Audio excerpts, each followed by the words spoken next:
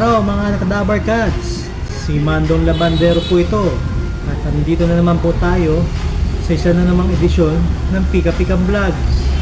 Kanina sa therapy segment ng Itbulaga, ang guest player nila ay si Kiko Estrada dahil ito ay nagpro-promote ng kanyang upcoming TV series na Lumuhod Ka sa Lupa na ipalalabas sa Barangay 5 simula April 8, 2:30 p.m.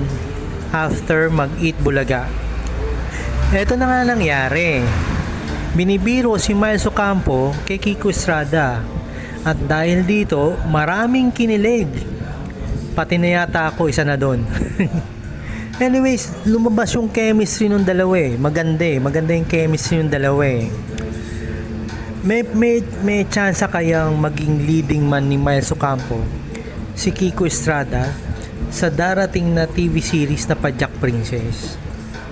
Maganda yung magiging storya kung sakaling si Miles Ocampo yung medyo mahirap ang buhay, tapos makikilala niya si Kiko Estrada na mayaman naman, di ba? Pwedeng sa isang aksidente, kunyari nasagi ni Miles Ocampo yung sasakyan ni Kiko Estrada, tapos doon na magsisimula yung love story ng dalawa. Maganda, di ba?